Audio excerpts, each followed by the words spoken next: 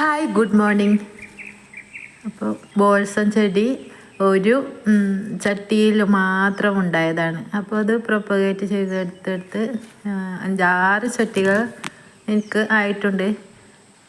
ഇത് മുമ്പേ കുറേ വെറൈറ്റി കളറ് 2-3 കളർ എൻ്റെ അടുത്തുണ്ടായിരുന്നു. പക്ഷേ ഇപ്പോൾ ഒരു കളർ മാത്രമായി ചുരുങ്ങി. അപ്പോൾ ആ ഒരു പരിചരണമല്ല, പെട്ടെന്ന് തന്നെ ചില ചെടികൾ ഉണങ്ങിപ്പോകും. അപ്പോൾ ഒരു ചട്ടിയിലോ 2 ചട്ടിയിലോ ഉണ്ടായെങ്കിൽ അത് ഉണങ്ങിപ്പോയെങ്കിൽ നമുക്ക് പിന്നെ അത് നഷ്ടപ്പെട്ട് വീണ്ടെടുക്കാൻ സാധിക്കില്ല. അതുകൊണ്ട് ഞാൻ കുറേ ചട്ടികളിലാക്കി വെച്ചിട്ടുണ്ട്. അപ്പോൾ 1-2 നഷ്ടപ്പെട്ടാലും ബാക്കിയുള്ളവ നിലനിൽക്കുമല്ലോ. അപ്പോൾ ഈ ഒരു ചട്ടി തന്നെ ഇപ്പോൾ കുറേ എണ്ണം ഇപ്പോൾ എടുക്കാറായിട്ടുണ്ട്.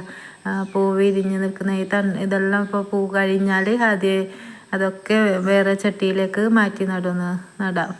അപ്പോൾ അത് ഈ വേനൽക്കാലത്ത് എങ്ങനെയാണ് പെട്ടെന്നത് തൈകളാക്കുന്നതെന്ന് ഞാൻ ഒരു വീഡിയോ ഇട്ടിട്ടുണ്ടായിരുന്നു മുമ്പേ.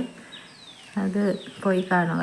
അപ്പോൾ ഇവിടെ വെയിൽ കുറവായത് കൊണ്ട് തന്നെ പയർ കുറവാണ് കേട്ടോ. Thank you.